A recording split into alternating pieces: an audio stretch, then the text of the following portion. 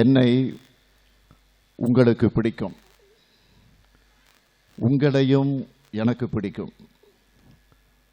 ஏனென்றால் என்னுடைய பெயர் ஸ்டாலின்.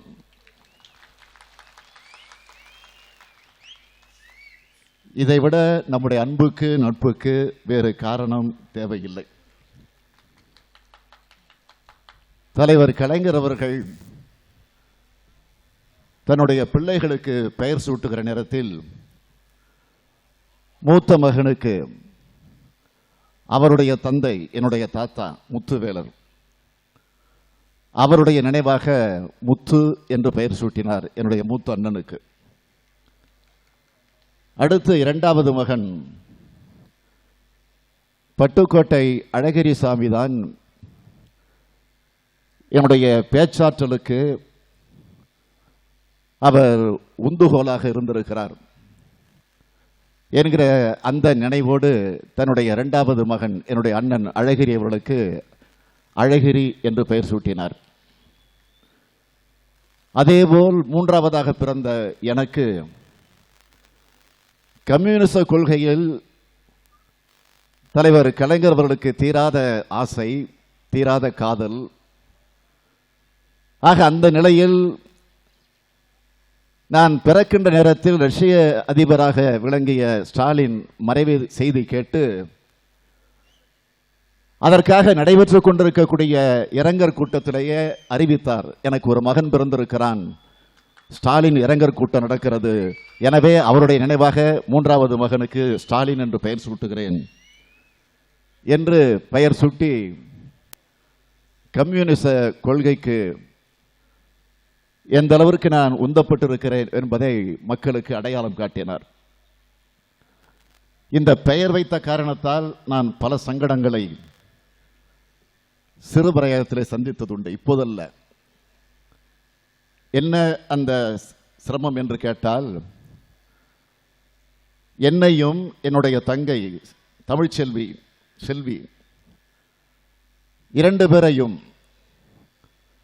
ஒரு நல்ல பள்ளிகளை சேர்க்க வேண்டும். அப்பொழுது சென்னை மாநகரத்தில் ஒரு மிக தரமான ஒரு பிரபலமான ஒரு பள்ளி, எந்த பள்ளி என்று கேட்டால் அண்ணா சாலையில் பழைய முரசொலியினுடைய அலுவலகத்துக்கு எதிரில் இருக்கக்கூடிய சர்ச் பார்க் கான்வென்ட். ஆக அந்த பள்ளிகளை சேர்க்க வேண்டும் என்று மறைந்த மத்திய அமைச்சராக இருந்து மறைந்த என்னுடைய மாமா முரசொலி மாறன் அவர்கள் முயற்சி எடுத்தார்கள். அதில் ஓரளவிற்கு வெற்றியும் பெற்றார்கள். சேர்க்க ஒப்புதல் தந்தார்கள் அந்த பள்ளியினுடைய நிர்வாகம். அதற்கு பிறகு பள்ளிகளை கொண்டு சேர்க்கிற நேரத்தில் அப்பொழுது ரஷ்ய நாட்டில் ஸ்டாலினுடைய சிலைகள் எல்லாம் உடைக்கப்படுகிறது. ஒரு பெரும் பிரச்சனையாக நடந்து கொண்டிருக்கிறது. அப்பொழுது அந்த பள்ளியினுடைய நிர்வாகம் முரசொலி மாறனவர்களை அழைத்து சொல்லுகிறார்கள், உங்களுடைய பிள்ளைகளை நாங்கள் சேர்த்துக் கொள்ளுகிறோம், ஆனால் ஸ்டாலின் என்ற பெயர் ஒரு பிரச்சனைக்குரியதாக இருக்கிறது, அந்த பெயரை கொஞ்சம் மாற்றிக்கொள்ளுங்கள், சேர்த்துக் கொள்ளுகிறோம் என்று சொன்னார்கள்.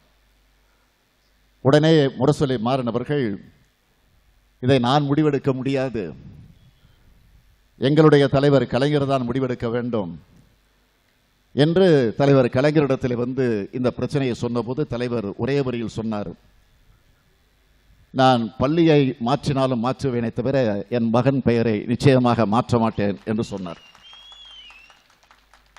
ஆக அப்படிப்பட்ட பெருமைக்குரிய பெயரை பெற்றிருக்கக்கூடிய ஸ்டாலினாக இந்த கம்யூனிஸ்ட் கட்சி நடத்தக்கூடிய, இந்திய கம்யூனிஸ்ட் கட்சி நடத்தக்கூடிய இந்த மாநாட்டிலே பங்கேற்பதில் நான் அளவு கடந்த மகிழ்ச்சி அடைகிறேன், பெருமைப்படுகிறேன், பூரிப்படைகிறேன், புலங்காகித உணர்வோடு உங்கள் முன்னால் நின்று கொண்டிருக்கிறேன்.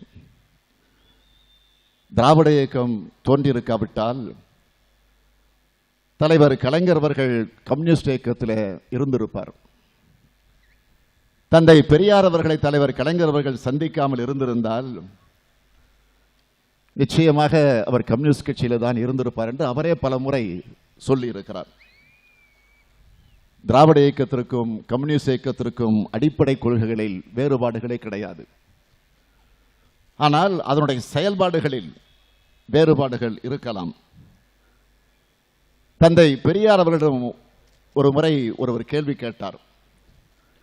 உங்களுடைய சமூக நீதி, சுயமரியாதை, பகுத்தறிவு, கடவுள் மறுப்பு கொள்கை அனைத்தும் நிறைவேறிவிட்டால் அடுத்து என்ன செய்வீர்கள் என்று ஒரு கேள்வியை கேட்ட நேரத்தில் அப்பொழுது தந்தை பெரியார் அவர்கள் சொன்னார்கள், எல்லோருக்கும் எல்லாம் என்ற பொது உடைமை கொள்கைக்காக பாடுபடுவேன் என்று தந்தை பெரியார் சொல்லியிருக்கிறார். என்னுடைய பிரச்சாரம் என்பதை இந்த நாட்டை பொது உடைமை தன்மையுள்ள நாடாக மாற்றுவதுதான் என்று பெரியார் அவர்கள் உறுதிபட அப்பொழுதே குறிப்பிட்டு காட்டியிருக்கிறார். அதே நோக்கத்தோடு தான் தன்னுடைய வாழ்நாள் முழுவதும் தந்தை பெரியார் அவர்கள் செயல்பட்டிருக்கிறார்கள் என்பதை நாடு மறந்துவிட முடியாது. 1925ஆம் ஆண்டு இந்தியாவில் கம்யூனிஸ்ட் கட்சி உதயமாகிறது, முறைப்படி தொடங்கப்பட்டது. அப்படி தொடங்கப்பட்ட நேரத்தில் இந்தியா முழுமையிலிருந்து தோழர்கள் வந்திருந்தாலும் தமிழ்நாட்டிலிருந்து சென்ற மாவே சிங்காரவேலருக்குத்தான் அந்த நிகழ்ச்சிகளை கம்யூனிஸ்ட் கட்சியினுடைய கொடியை ஏற்றக்கூடிய வாய்ப்பு கிடைத்திருக்கிறது என்பதை நான் இங்கே பதிவு செய்ய விரும்புகிறேன். அந்த தோழர் தந்தை பெரியாருடைய உற்ற தோழராக விளங்கியவர். பொதுவுடைமை சித்தாந்தங்களை அறிந்த தந்தை பெரியார் அவர்கள் சோவியத் நாட்டிற்கு செல்ல வேண்டும், அங்கு என்ன நடக்கிறது, எப்படிப்பட்ட கொள்கையை அங்கே அவர்கள் வழிநடத்தி கொண்டிருக்கிறார்கள் என்பதை தெரிந்து கொள்வதற்காக 1932ஆம் ஆண்டு சோவியத் நாட்டிற்கு தந்தை பெரியார் அவர்கள் ஒரு சுற்றுப்பயணத்தை மேற்கொண்டார்கள். அந்த பயணத்திற்கிடையில ரஷ்ய நாட்டினுடைய அதிபர் ஸ்டாலினை சந்திக்க நேரம் கிடைக்கிறது, ஒரு வாய்ப்பு கிடைத்தது. அதற்காக ஒரு நாள் குறிப்பிடப்பட்டது. ஆனால் அந்த வாய்ப்பு தவறிவிட்டது. அது சந்திக்க முடியாத ஒரு சூழ்நிலை அன்றைக்கு அங்கே ஏற்பட்டு விட்டது. அதை கவலையோடு தந்தை பெரியார் அவர்கள் சந்திக்க முடியாத நிலையில் அவர் திரும்பி வந்து விடுகிறார். ஒருவேளை ரஷ்ய நாட்டினுடைய அதிபர் ஸ்டாலினும் தந்தை பெரியார் அவர்களும் அன்றைக்கு சந்தித்திருந்தால் தமிழகத்தில் திராவிட இயக்கமும் கம்யூனிஸ்ட் இயக்கமும் அன்றைக்கே ஒரே இயக்கமாக சேர்ந்திருக்கக்கூடிய சூழ்நிலை ஏற்பட்டிருந்தாலும் ஆச்சரியப்பட வேண்டிய ஒன்றல்ல. மே தினம் கொண்டாடியவர் தந்தை பெரியார் அவர்கள். அனைவர்களையும் தோழர்கள் என்று அழையுங்கள் என்று சொன்னவர் தந்தை பெரியார் அவர்கள். அனைத்துக்கு மேலாக கம்யூனிஸ்ட் கட்சியினுடைய அறிக்கையை முதலில் காஞ்சிபுரத்திலிருந்து வெளியிடப்படக்கூடிய அறிஞர் அண்ணாவினுடைய குடியரசு இதழிலே முதலில் தலையங்கமாக எடுத்து வெளியிட்டவர், தமிழிலே மொழிபெயர்த்து வெளியிட்டவர் தந்தை பெரியார் அவர்கள். இந்த வரலாறுகளை எல்லாம் நான் சொல்வதற்கு என்ன காரணம் என்று கேட்டால், நீங்கள் வேறு நான் வேறு அல்ல என்பதற்காகத்தான்.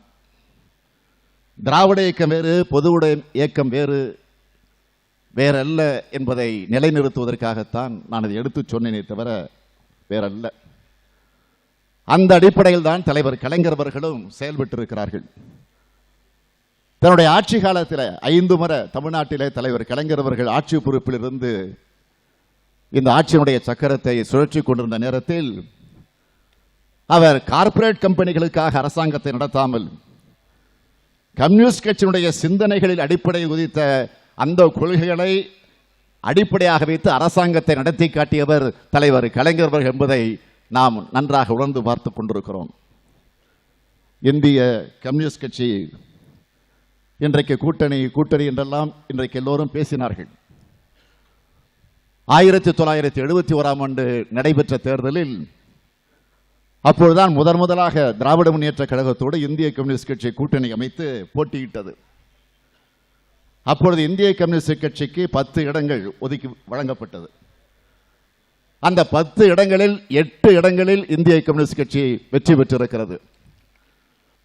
ஆக ஒரு மாபெரும் சாதனையாக திராவிட முன்னேற்ற கழகம் இன்றைக்கு 184 இடங்களில் வெற்றி பெற்று தலைவர் கலைஞர் அவர்கள் தலைமையில் ஆட்சி அமைத்தது என்று சொன்னால், அப்போது ஆட்சி அமைப்பதற்கு துணை நின்ற ஒரு இயக்கம்தான் இந்திய கம்யூனிஸ்ட் கட்சியினுடைய இயக்கம் என்பதை நான் இந்த மாநாட்டில் பெருமையோடு குறிப்பிட்டு காட்ட விரும்புகிறேன். அப்பொழுதே திமுகவை வீழ்த்துவதற்கு விதவிதமான சதிகள் எல்லாம் நடந்துச்சு.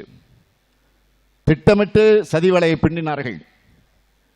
தந்தை பெரியாருடைய நாத்திக பிரச்சாரத்தை தலைவர் கலைஞர் அவர்களோடு தொடர்பு படுத்தி மதத்தினுடைய விரோதி, கடவுளுடைய விரோதி என்றெல்லாம் அன்றைக்கு பிரச்சாரத்தை நடத்தினார்கள். ஆனால் அந்த சதிகளை எல்லாம் முறியடித்து 1971ஆம் ஆண்டு இந்திய கம்யூனிஸ்ட் கட்சியினுடைய கூட்டணி அமைத்து அன்றைக்கு ஒரு மிகப்பெரிய வெற்றியை பெற்று ஆட்சி பொறுப்பை ஏற்றோம். ஆட்சிக்கு வந்தவுடன் தலைவர் கலைஞர் அவர்கள் செய்தது முதல் வேலை என்னன்னு கேட்டீங்கன்னா, குடியிருப்பவர்களுக்கு சொந்தமான மனைக்கட்டு இல்லாத விவசாய தொழிலாளர்கள் அவர்கள் அனைவருக்கும் மனைக்கட்டு சொந்தம் என்ற ஒரு சட்டத்தை கொண்டு வந்து நிறைவேற்றி தந்தார்கள். 1971ஆம் ஆண்டு ஜூன் மாதம் 19ஆம் நாள் இந்த சட்டம் சட்டமன்றத்தில் நிறைவேற்றப்படுகிறது. இந்த சட்டத்தினால் பயனடைந்திருக்கக்கூடிய அந்த விவசாய தொழிலாளர்களுக்கு பட்டம் வழங்கக்கூடிய விழா எங்கு திருத்துறைப்பூண்டியில் நடைபெறுகிறது. முதல்வராக தலைவர் கலைஞர் அவர்கள் அந்த நிகழ்ச்சிக்கு வருகிறார், பாராட்டை பெறுவதற்காக வருகிறார். அந்த விழாவிலே பங்கேற்று பாராட்டியவர் யார் என்று கேட்டார், இந்திய கம்யூனிஸ்ட் இயக்கத்தினுடைய ஒரு மாபெரும் தலைவர்களில் ஒருவராக விளங்கிய மணலி கந்தசாமி அவர்கள். அவர் அந்த விழாவிலே கலந்து கொண்டு முதல்வராக இருக்கக்கூடிய தலைவர் கலைஞர் அவர்களை பாராட்டி பேசுகிறார். நாங்கள் இதற்காக எத்தனையோ போராட்டங்களை நடத்தி இருக்கிறோம், ஆனால் அதை எங்களால் பெற முடியவில்லை. ஆனால் மாண்புமிகு தமிழக முதல்வர் தலைவர் கலைஞர் அவர்கள் சட்டத்தின் மூலமாக அதை நிறைவேற்றி ஒரு மிகப்பெரிய சாதனையை செய்து காட்டியிருக்கிறார். அனைத்தும் குடியிருப்பவர்களுக்கே கொடுக்கப்படும் என்ற ஒரு மாபெரும் திட்டத்தை கொண்டு வந்திருப்பதில் நான் மகிழ்ச்சி அடைகிறேன், வரவேற்கிறேன் என்று மணலியார் அவர்கள் அங்கே பாராட்டி பேசிவிட்டு சொல்லுகிறார், இது சாதாரண கோரிக்கை இல்லை, 100 ஆண்டு காலமாக இதற்காக போராடி இருக்கிறார்கள், இதற்காக நாங்கள் ரத்தம் சிந்தி இருக்கிறோம், பல இரத்த துளிகளை இழந்திருக்கிறோம். ஆக நாங்கள் சிந்திய இரத்த துளிகளால் பெற முடியாத தலைவர் கலைஞர் அவர்கள் பேனாவினுடைய மைத்துளிகளால் ஒரே ஒரு கையெழுத்து போட்டு அதை பெற்று தந்திருக்கிறார் என்று மணலி கந்தசாமி அவர்கள் பாராட்டி பேசியது தலைவர் கலைஞர் அவர்கள் பல நேரங்களில் அதை குறிப்பிட்டு காட்டியிருக்கிறார்கள். மணலியார் அவருடைய பாராட்டை தலைவர் கலைஞர் அவர்கள் சாதாரணமாக எடுத்துக்கொள்ளவில்லை. அறிஞர் அண்ணா அவர்கள் உயிரோடு இருந்திருந்து என்ன பாராட்டினால் எப்படி பாராட்டுவாரோ அதுபோல அதை நான் உணர்கிறேன், கருதுகிறேன் என்று கலைஞர் அவர்கள் சொன்னார்கள். விவசாயிகளுக்கு இலவச மின்சாரம், நெசவாளர்களுக்கு இலவச மின்சாரம், விவசாயிகளுடைய கடன் ரத்து, மே தினத்தில் விடுமுறையோடு கூடிய ஊதியம், மேதின பூங்கா, அரசு ஊழியர்களுக்கு ஏராளமான சலுகைகள், மாற்றுத்திறனாளிகள் நல வாரியம், திருநங்கைகள் நல வாரியம், கிராமங்களில் நமக்கு நாமை திட்டம், அண்ணா மறுமலர்ச்சி திட்டம், சமத்துவபுரங்கள், முதல் தலைமுறைக்கு அந்த தலைமுறையில் இருக்கக்கூடிய பட்டதாரிகளுக்கு உதவிகள், பல்வேறு சலுகைகள், குடிசை மாற்று வாரியம், தாழ்த்தப்பட்டோர் பிற்படுத்தப்பட்டோர் இடஒதுக்கீடு எண்ணிக்கை உயர்த்தி வழங்கப்பட்டது. மிகவும் பிற்படுத்தப்பட்டவர்களுக்கு தனி இடஒதுக்கீடு, அருந்ததிய சமுதாயத்திற்கு இடஒதுக்கீடு, பெண்களுக்கு சொத்திலே சம உரிமை, அனைத்து ஜாதியினரும் அர்ச்சகராகக்கூடிய சட்டம். இப்படி விவசாயிகள், தொழிலாளர்கள், பாட்டாளிகள், ஒடுக்கப்பட்டோர் அத்தனை பேருக்கு மக்களுடைய உயர்வுக்காக நடத்தப்பட்ட ஆட்சிதான் திராவிட முன்னேற்ற கழகத்தினுடைய ஆட்சி, கலைஞர் தலைமையில் இருந்த திமுக ஆட்சி. ஒரு ஆட்சி எப்படி இருக்க வேண்டும் என்பதற்கு அடையாளம்தான் கலைஞர் தலைமையில் இருந்த திராவிட முன்னேற்ற கழகத்தினுடைய ஆட்சி. ஒரு ஆட்சி எப்படி இருக்கக்கூடாது என்பதற்கு மோடி தலைமையில் இருக்கக்கூடிய மத்திய ஆட்சி, தமிழ்நாட்டில் எடப்பாடி தலைமையில் இருக்கக்கூடிய அதிமுக ஆட்சி. அதனால்தான் இன்றைக்கு இந்தியாவை மீட்போம், தமிழகத்தை காப்போம் என்கிற தலைப்பில் இந்திய கம்யூனிஸ்ட் கட்சியினுடைய மாநாட்டில் அதை கொள்கை முழக்கமாக வைத்து இந்த மாநாட்டை அவர்கள் நடத்தி கொண்டிருக்கிறார்கள். இந்தியாவை மீட்போம். யாரிடமிருந்து? இந்தியாவிலே தேசபக்தர்களாக தங்களை அடையாளம் காட்டிக் கொண்டு இதே இந்தியாவிலே ஒரு சில கார்ப்பரேட் கம்பெனிகளுக்கும் பன்னாட்டு நிறுவனங்களுக்கும் விலை பேசி விற்று கொண்டிருக்கக்கூடிய நரேந்திர மோடியினுடைய கூட்டத்தை அடையாளம் கண்டு கொண்டு இந்தியாவை மீட்க வேண்டும் என்று நாம் முழங்கிக் கொண்டிருக்கிறோம். என்னுடைய ஆட்சிதான் ஊழல் இல்லாத ஆட்சி என்று மோடி சொல்லுகிறார். அப்படியானால் ரஃபேல் ஊழல் இல்லையா? அதில் லஞ்சம் வாங்கப்படவில்லையா? அதில் எந்த முறைகேடும் நடைபெறவில்லையா? ரஃபேல் ஊழல் தொடர்பாக எதிர்க்கட்சிகள் வைத்துக் கொண்டிருக்கக்கூடிய கேள்விகளுக்கு பதில் சொல்ல முடிகிறதா? 1% 2% அல்ல, 41% விலை உயர்வு கொடுத்து விமானங்களை வாங்கியிருக்கிறார்கள். யாருக்கு லாபம் செல்லுகிறது? ஒரு தனியார் நிறுவனத்திற்கு அந்த லாபம் செல்லுகிறது. அண்மையில் பெங்களூரில் நடந்த கூட்டத்தில் பாதுகாப்புத்துறை அமைச்சராக இருக்கக்கூடிய அம்மையார் நிர்மலா சீதாராமன் பேசினார. மோடி பிரதமராக பொறுப்பு ஏற்றதற்கு பிறகு இந்தியாவில் எந்த ஊழலும் நடைபெறவில்லை. பாதுகாப்புத்துறையில் நடந்த ஊழல் ஒன்று போதாதா? அது ஊழல் கிடையாதா? இந்த செய்தி ஒரு பத்திரிகையில் வந்திருக்கிறது, ஆதாரத்தோடு வெளியிட்டிருக்கிறார்கள். அதே பத்திரிகையில இன்னொரு செய்தி, இன்னொரு பக்கத்தில் இன்னொரு செய்தியை வெளியிட்டிருந்தார்கள். 5 விமான நிலையங்கள் பராமரிப்பு அதானி குழுமத்திடம் ஒப்படைப்பு என்ற செய்தி வந்துச்சு. ஆக இந்திய விமான ஆணையகம் நிர்வகிக்கக்கூடிய பெருநகரங்கள் அல்லாத 6 விமான நிலையங்களை பராமரிக்கக்கூடிய பணியை தனியாரிடம் விடுவதற்கு கடந்த நவம்பர் மாதம் மத்திய அரசு முடிவெடுத்திருக்கிறது என்று அந்த செய்தியை வெளியிட்டிருந்தார்கள். அதில் 5 விமான நிலையங்களை பராமரிக்க என்பதை அதானி குழுமத்திடம் ஒப்படைப்பதாக முடிவெடுத்திருப்பதாக அந்த செய்தியிலே குறிப்பிடப்பட்டிருக்கு. குஜராத்திலே முதலமைச்சராக இருந்த காலத்திலிருந்து பிரதமரான பிறகு கூட ஒரே நபருக்கு பல்வேறு தொழில் முதலீட்டு வாய்ப்புகள் வழங்கப்படுகிறது என்று சொன்னால் அது ஊழல் இல்லையா? முறைகேடுகள் இல்லையா? எங்களுக்கெல்லாம் என்ன சந்தேகம், அந்த நிறுவனமே மோடிக்கு சொந்தமாக அமைந்து விட்டதோ என்று கூட இப்பொழுது எங்களுக்கு அந்த நினைப்பு கூட வந்திருக்கு. ஆக ஒரே நாடு, ஒரே மதம், ஒரே பண்பாடு என்று சொல்லி இந்தியாவுடைய பன்முகத்தன்மையை சிதைக்க நினைக்கக்கூடிய ஆட்சி தான் பிஜேபியுடைய ஆட்சி. ஊழலிலும் ஒரே நிறுவனம் என்று முடிவெடுத்திருக்கிறார்கள். பிஜேபி ஆட்சிகளை ஊழல் ஒருமுகப்படுத்தப்பட்டு ஒரே இடத்தில் குவிந்திருக்கிறது. அதுதான் உண்மை. இப்பொழுது நிர்மலா சீதாராமன் இன்னொன்றையும் சொல்லி இருக்கிறார். என்ன தெரியுமா?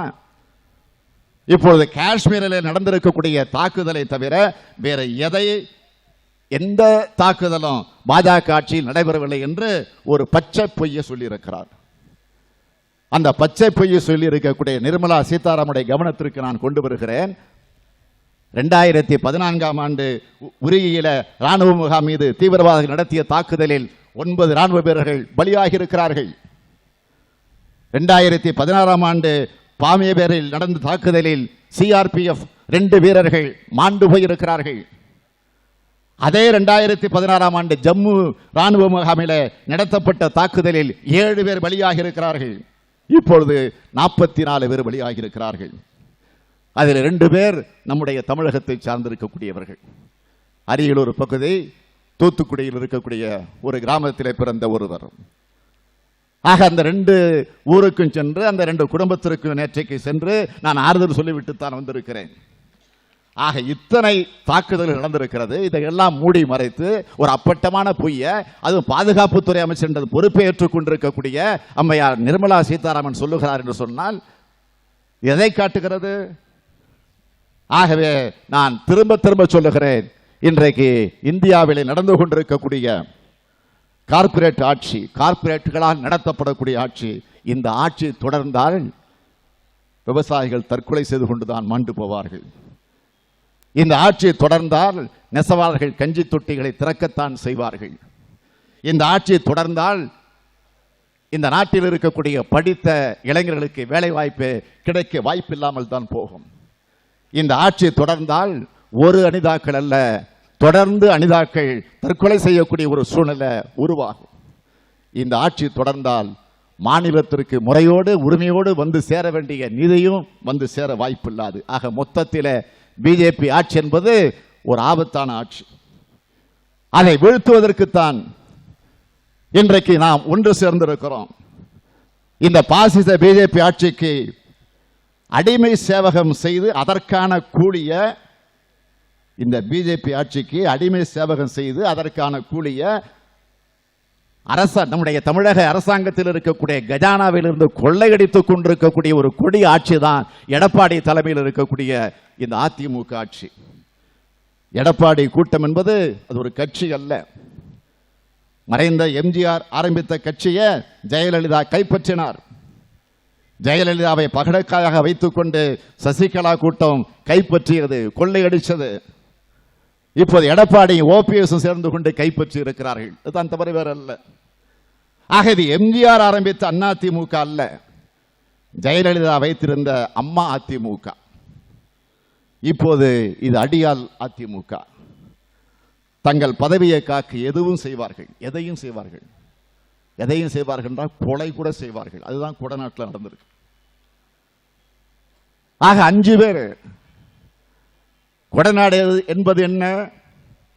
மறைந்த அம்மையார், முதலமைச்சராக இருந்து மறைந்த அம்மையார் ஜெயலலிதா அவர்கள் அடிக்கடி ஓய்வுக்காக சொகுசாக அங்கே போய் தங்குவதற்கு பயன்படுத்திய ஒரு மிகப்பெரிய பங்களா கொடநாட்டில் இருக்கக்கூடிய பங்களா. ஆக அந்த பங்களாவில் ஒரு பெரிய கொடுமை நடந்திருக்கு. இதை நாங்களா சொல்லுகிறோம், நாங்களா முதல்ல கண்டுபிடிச்சோம். முதலமைச்சராக இருக்கக்கூடிய எடப்பாடி பழனிசாமி அவர்கள் அந்த சம்பவத்துக்கு யார் யாரை பயன்படுத்தி இருக்கிறார்களோ அவர்களே வெளிப்படையாக வந்து பேட்டி தரலையா?